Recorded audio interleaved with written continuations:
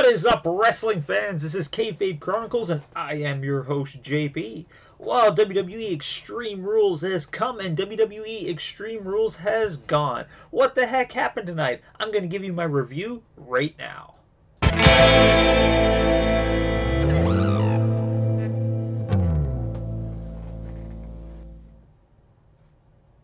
Hello, and welcome to the live stream. This is Kayfabe Chronicles, and I am your host, JP. Well, tonight was WWE Extreme Rules, so what the heck happened? We're going to talk about it right now. If this is your first time here, make sure to please partake in the chat room to the left-hand side.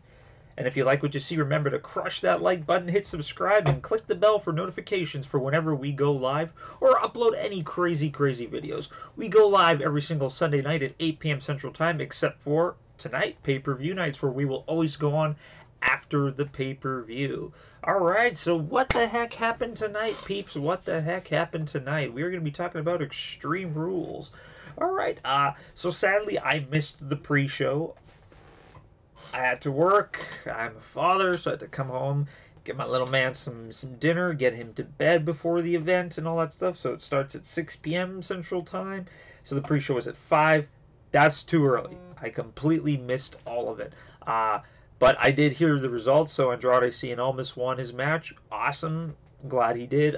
Sanity beat the New Day. I heard that was a pretty fun match. I'll probably watch those tomorrow morning. Maybe I'll talk about it another time.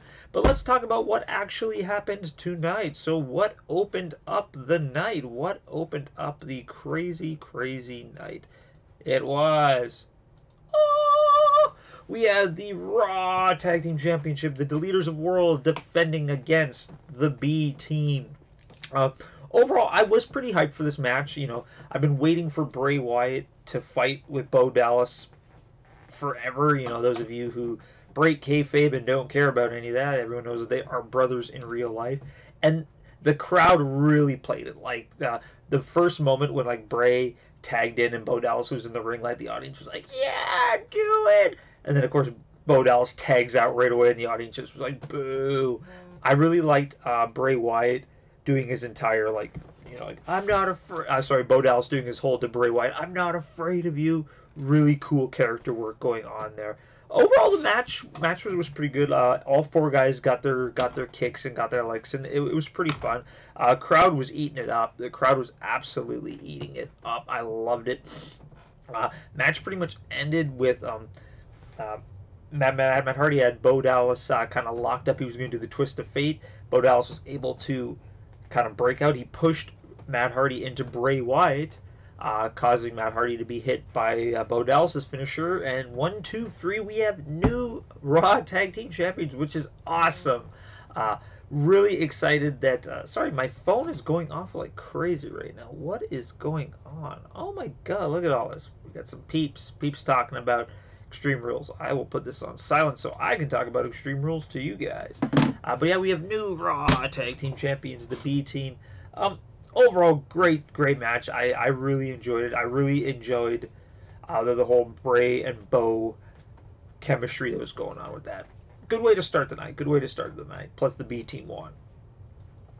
They cut to Ronda Rousey in the crowd, who bought a ticket and is sitting front row because that's not going to play out later on in the night. Yeah, whatever with that. Alright, let's continue on. We have, boom, Finn Balor taking on Constable Corbin, who, for some reason, wrestles in a suit. Well, why not? Like, the entire time I'm watching this, I'm just thinking about, like, that must smell really bad. Like, that's... whatever. The character's cool. I get it. The match overall wasn't anything too special. You know, I really like... Corbin's character work, you know, how he's kind of playing like you know, the corporate stooge, essentially. Overall, the match was fairly decent. Like, I didn't care about this match going in, but I was thoroughly enjoyed. Like, it left a good taste in my mouth. The entire match, though, like, Finn Balor keeps trying to go for the coup de grace, keeps either missing or getting countered, or Baron Corbin gets up. End of the match, Baron Corbin tries to go for an end of days.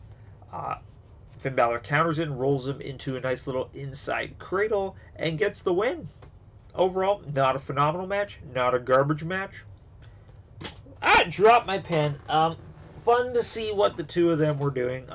Overall decent. Corbin was hitting everything, but overall though, nothing too crazy. Immediately following this, though, we have a backstage altercation between the Bludgeon Brothers and Team Hell No. Bludgeon Brothers beat up Team Hell No. They take Daniel Bryan out, and then they put Kane into the hallway, and they slam his leg in between a door with their awesome foam sledgehammers. Uh, who knows what's going to happen here? Overall, though, it sets up some junk later on in the night. But whatever. Eh. Alright, up next we have the SmackDown Women's Championship, the Shark Cage match, or as I like to call it, the Shark Cage match. We got Carmella defending against Asuka. I'm not even going to talk about this match. Utter crap. Worst thing I've seen in a long, long time. And it sucks because I like Carmella's character and I love Asuka. This match was just utter garbage.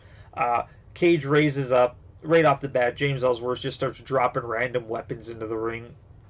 Whoopity-doo. Asuka keeps denying all that stuff. Eventually, James Ellsworth picks his way out of the cage, and he gets tangled, and he falls down.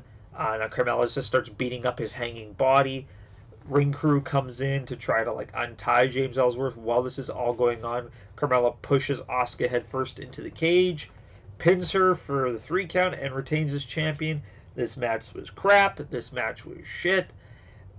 Nothing sensical about it whatsoever. Congratulations, you have buried one of the most phenomenal female wrestlers in the past 3 years, and you just crapped all over. A tweet that I really read that I absolutely loved was, Vince, if you do this to Kairi Sane, I will kill you. Something about him, he just does not like just NXT people for some weird reason, except for Alexa Bliss. I think that's the one person who's yeah, we can go with you. This match was garbage. It sucked. I don't know anybody who liked it, and if anybody liked it, you're lying. You are absolutely lying. Alright, very next match we had U.S. title. We got Jeff Hardy defending against Shinsuke Nakamura. Jeff Hardy, as we know, was kind of injured going into this match in real life. Match was super quick. Before the match even started, when the referee wasn't looking, Shinsuke low blows Jeff Hardy. Match starts. He hits him with the Kinshasa. 1, 2, 3. New U.S. champion Shinsuke Nakamura. Yay! And the world is good again. Immediately after, the Randy Orton comes out, which is cool. We think he's going to challenge Shinsuke. No, he just kicks Jeff Hardy in the nuts and leaves. That's it. I think it was kind of a smart way to kind of write Jeff Hardy out in regards to him to heal to his injury to lose really quick. But there's a lot of people online who assumed that Jeff Hardy was drunk again. No, dude, he's hurt. It's common knowledge that he's hurt. New U.S. champion Shinsuke Nakamura. Great. I'm happy. You're happy. The world is happy. Fun match though. It was cool. I really like the storyline for this one. All right, boom. We got Braun Strowman taking on Kevin Owens in a steel cage match. I thought it was going to be a squash. Everyone thought it was going to be a squash. But you know what? Kevin Owens actually had a really good amount of offense in here. He actually did some pretty good stuff that I was really impressed with. He managed to get Braun Strowman down a few times. He hit him with the rolling cannonball, which was awesome. One part I really liked was when Braun Strowman points at Kevin Owens, you say you fight everybody, fight Owens, fight me, you coward. Oh, that was really good stuff. Overall, though, it was actually pretty balanced for a good part of it, but then Braun Strowman just completely got the pure upper hand near the end. Going near the end of the match, Kevin Owens managed to get a pair of handcuffs out and locked Braun Strowman up to the cage. And so Kevin Owens is kind of celebrating, I got you. Just before he's about to escape off the cage, Braun Strowman rips the handcuffs in half, because that's what he does. Climbs up to the top of the cage, grabs Kevin Owens, throws Kevin Owens off the top of the cage, a la Undertaker and Mankind. Kevin Owens goes through the table and wins the match because he technically escaped the cage. So is this a heel turn for Braun Strowman? Is this a face turn for Kevin Owens? Who knows? But overall, people out there constantly crap on Kevin Owens. Oh, he's not a team player. Oh, he doesn't do anything. After that bump, I've never lost faith in Kevin Owens. I love Kevin Owens. I've loved him since day one. But After that bump, that was absolutely amazing. I would love to see a double turn here. I think that would be really, really cool. But it's not going to happen because Braun Strowman is going to beat Brock Lesnar and the world will be a happy place. Speaking of that, earlier in the night, Kurt Angle announced some really good news. He was backstage doing an interview and he flat out said, I'm going to talk to you guys about the Universal Championship.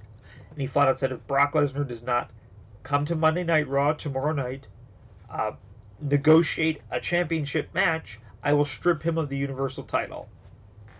And the crowd went nuts. Probably the biggest pop of the night. Who knows where that's going to lead? We'll find out tomorrow night on Raw. We will find out tomorrow night on Raw. Very next match. What do we got here? I just gotta find the picture. There we go. Boom.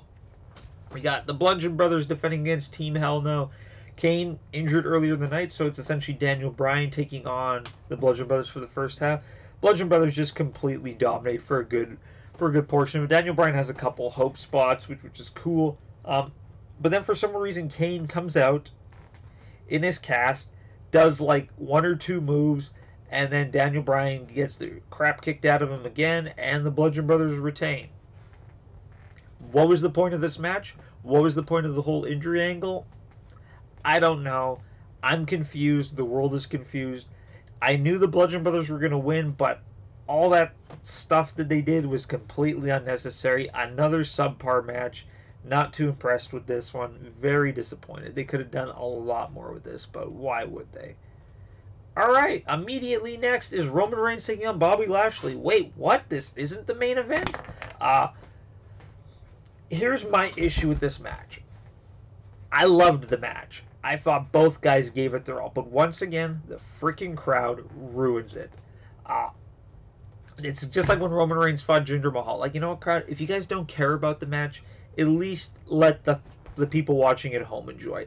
Both these guys worked really well against one another. It was fun, but for some reason they're chanting, we want beach balls, Rusev Day, this is boring, like all this other crap, very distasteful, and it is not a boring match. What I did with this one is I did the last one, I turned the volume off and just watched it.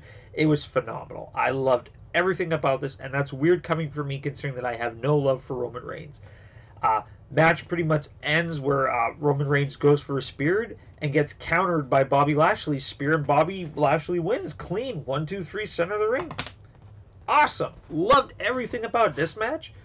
Truly is one of the better matches of the night. Now, if the Pittsburgh crowd would learn to grow up, everyone else could have enjoyed it. But yeah, if you guys haven't seen it, or if you guys want to see it, just turn it off and just watch it for what it is. Imagine the commentary in your head. Great match for sure. But yeah, Roman lost clean. It was weird. It was good though. All right, very next match we have. Where's my pictures? We got Nia Jax taking on Alexa Bliss. Like, we already knew what was going to happen. As soon as they showed Ronda Rousey in the front row with her ticket, I was like, oh, wow, that's not going to affect this whatsoever. Nia does her thing for the first half. Like, she's accompanied by Natalya. Alexa Bliss is accompanied by Mickie James. Match overall, like, Nia's pretty much dominating for about 3/4 of the match. Eventually, Mickie James kind of interferes a little bit. She starts beating up Natalya. That, of course, pisses Ronda Rousey off. Ronda Rousey comes in, just makes Mickie James eat it. Starts beating her up. The move she kind of did to her were a little sloppy. Like, she tries to throw in the ring. She kind of lost grip. Full props to Mickie James for being able to recover from that, because to take a bump like that's not good. I like that Ronda Rousey's being kind of aggressive, but she needs to work on that still a little bit. Overall, like more fighting goes on outside the ring. Of course, Natalya is injured. Nia Jax is kind of hurt inside the ring. They take Ronda Rousey out with a kendo stick. They beat the crap out of her, so she's out of the match. They throw some steel chairs in the ring, just do a steel chair beat down on Nia Jax, and Alexa Bliss retains. Another garbage match. I'm not saying it because I just did not like it at all. I'm turning my phone off. Turning this phone off. There we go. There we go. It is off. No more buzzing until I'm done my review. It's pretty much other WWE YouTube content creators. We're all kind of shooting some ideas back and forth right now. But yeah, Alexa Bliss retains. It's going to be her versus Ronda Rousey at SummerSlam. Whoopity-doo. I wish this match would have been a lot better, but I knew that it was not going to be. All right, very next match. Surprisingly, actually, it is AJ Styles defending the championship against Rusev Day. That's right. The world title is not the main event, which is interesting. The crowd loved this match. The crowd just ate this match up. The entire time it was Rusev Day, AJ Styles chants. It was great. Really good match. I was really looking forward to this match. I like how their styles are so opposite of one another. Like, you got the high-flying technicality of AJ Styles and just like the pure brute strength of Rusev, and it worked so well. Like, these guys put on a hell of a match. Definitely one of my favorite matches of the night. Definitely one of my favorite matches in a long time. AJ Styles really working Rusev's leg the entire match. He eventually gets the calf crusher on Rusev's leg. Rusev is able to finally make it to the ropes, but like, I don't, maybe he legitimately hurt himself, but like, Rusev was really selling his leg after that, which is great character work on Rusev's part. He was not able to like do his power moves because his leg's really hurting. He tried to do the accolade, couldn't lock it on properly because his leg really hurt, so he's able to do like a half lock on it. While that's going on, Aiden English removes one of the turnbuckle pads. Referee doesn't see it. AJ is able to finally break out of the accolade. They fight a little bit more. Rusev runs at AJ. He jumps out of the way. Rusev hits his head on the exposed turnbuckle, knocking him out. AJ hits the 450 splash. Rusev does manage to kick out, but Rusev is still pretty dazed. He gets hit by the phenomenal forearm, and AJ Styles retains the championship. After the match, you kind of see Rusev and Aiden English kind of like arguing a little bit outside, so maybe this is going to be the dismantling of Aiden English from Rusev Day, which would really suck because I really like what they got going there. But overall, phenomenal match. Like, I'm not even saying that just because AJ Styles was in a great match. They worked so well together. Crowd ate it up. Great match. I fully recommend that you guys check this one out. Even though we knew AJ was going to win the entire time, it was still nice to see that Rusev might have that small opportunity. And there was moments where I did believe it. There was a couple moments where I did believe that AJ Styles was going to lose to Rusev. But whatevs.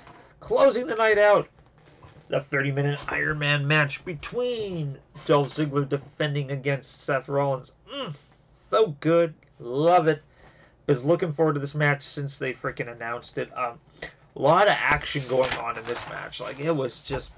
First little bit, like they're just trying to one-up one another. Like, one guy does a move, another guy does a move. Like, they're just kind of boom, boom, boom. 5 minutes in, Seth manages to hit the buckle bomb onto Dolph. He gets him into a nice cradle, and he's up 1-0. That's right. Seth Rollins gets the first fall here. The crowd. Thing I really liked is, like, every time that the thing counts down, like every time it was 10 seconds left, the crowd was counting down. So, 10, like just like the Royal Rumbles when it hit 0, everyone was doing it. First time I heard it, I was like, what the hell is that? But as it went on, it wasn't even distracting. It was super fun. Second fall, there's a lot of roll-ups going on. Like one guy, it's schoolboys, and it goes into a roll-up, into another roll-up. They keep countering it. Dolph tries for one more roll-up, but he ends up slipping. Seth hits him with a curb stomp, so Seth is up 2 falls to none. This throws Drew McIntyre completely off. Drew runs in and just shit cans Seth Rollins. Gets Dolph Ziggler disqualified, so it is now 3-0. Drew Galloway is kicked out of the match, essentially. Sorry, Drew McIntyre. He's also known as Drew Galloway. Kicked out of the match, but before he leaves the ring, he hits Seth with the Claymore. So Dolph runs in, so it's now 3-2-1. Claymore is a devastating finisher, so it completely knocks Seth out. So Dolph is able to, after that fall, he's able to hit him with a super kick. Gets another fall, so it's now 3-2. Seth Rollins gets up again, still completely dazed. He hits him with a zigzag, so we are now tied at 3 all apiece. They keep kind of battling a little bit. They kind of get near the outside. Referee doesn't see it. Dolph Ziggler kind of does like just a straight face shot, just kind of open palm strikes Seth to the face, knocks him down. Dolph runs in, rolls up the legs, and hooks his feet on the ropes. So we are now up 4-3 for Dolph Ziggler. Very cheap fall, but it was good. Um, After that, pretty much like we're down to about 10 minutes left in the match. Seth is trying everything. He's hitting Dolph with every single move he can possibly think of, and Dolph is just constantly kicking out and kicking out and kicking out. About 5 minutes or so left in the match, I believe, or maybe no, it was three. About 3 minutes. Seth Rollins manages to hit a sunset flip and rolls up Dolph Ziggler. So we are tied at 4 apiece, and it's beautiful. They keep fighting. They keep fighting. They keep fighting. 10 seconds left. Seth Rollins hits a curb stomp, but he's unable to capitalize because he wins himself. He finally does get the cover, but its time expires and there's not enough time for him to get the fall. So we are ending this match at a 4-4 draw. They announced that due to being a tie, that Dolph Ziggler will retain his championship. As he's leaving, Kurt Angle's music hits. Yeah! Kurt Angle comes out and says, no, homie, don't play that.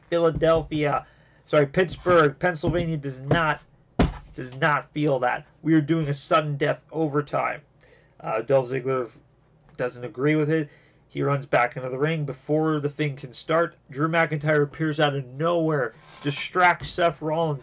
Dolph hits him with the zigzag, gets the 3 count, and retaining the Intercontinental Championship is Dolph Ziggler 5-4. Phenomenal match. Loved everything about it. It fully delivered all my expectations. It was definitely the match of the night. Loved everything about this match. Both guys put on a freaking wrestling clinic. A lot of rumors were kind of spread tonight that maybe Dean Ambrose would kind of come and cost Seth the match, which would be cool. I think Dean is going to find his way in at some point within the next little tiny bit, setting up a match with them at SummerSlam or possibly Survivor Series. I'm really looking forward to that. But yeah, I loved it. However, this does open up my prediction because I said that Drew Galloway would cost the final fall. So I still think strongly that Dolph Ziggler is going to go out tomorrow claiming he did everything. It was all him, which is going to piss Drew off. And Drew is going to challenge Dolph for the Intercontinental Championship. Seeing it now. You're calling it now. Overall, though, match of the night, hands down, nothing even came close to this. AJ Rusev was good, but it was not the Iron Man match. Alright, so overall, Extreme Rules. What did I grade it? After all things considered, my issues mainly with this pay-per-view, I'm giving it a C+ out of everything. Like, it's pretty middle ground. It started off very, for me, like the first half, but the last 2 matches, like AJ and Rusev and the Iron Man match, completely redeemed everything for me. Issues with this pay-per-view. 4 hours long. Okay, I get it. You guys have expanded it an extra hour to give more room so more people can be on the card. Then give me some sustenance in these matches. 12 matches on the night, and most of them were 6 minutes and under. The Ladies SmackDown Championship match, utter garbage. The Women's Raw Championship, utter garbage. The SmackDown Tag Team Championship, utter garbage. Raw Tag Team Championship, good. Roman and Bobby Lashley, quite good. I enjoyed it. It's just, like, if you guys are adding an extra hour onto the show, make it worth my while. Put some oomph behind these matches. It's just they could have done a lot more and told a better storyline. I don't think we needed all these matches. I think we could have cut down maybe even one of them. But a lot of the matches were just boom, boom, very sloppy, just not very well done.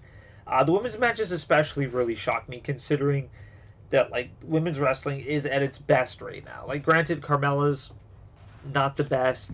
Nia Jax isn't the best, so I can see that, but they still could have done a lot more to make those matches worthwhile. The Shark Cage match is probably one of the worst things that I've seen in a long, long time. And it hurts because like I said, I really like Asuka, and I like Carmella as a heel champion. It's James Ellsworth. It just comes down to James Ellsworth. But other than that, better than I thought it was going to be. The last 2 matches. Like I said, I was excited for the pay-per-view, yes. It's a tough call. It's middle grade. It's not the worst thing I've seen this year, but it's far from being the best. Alright, that is it for me tonight. Like I said earlier, if you guys like what you saw, click that like button, hit subscribe, share the channel, let some other people know about it. Remember, click that bell notification. Reminder, we go live every single Sunday night at 8 p.m. Central Time for just a random weekly discussion. We'll talk about news and all that good stuff. Of course, except for pay-per-view nights like tonight, where I will always review it after the pay-per-view. If you guys also like what you saw, make sure to check out our Twitter account. I am listing in the description below. And also check out our Facebook page, which I'm also posting in that description below. Anyways, it is late. I have to work tomorrow. Much love to all you beautiful people out there. Anyways, this is JP from Kayfabe Chronicles, and I will see you guys next time.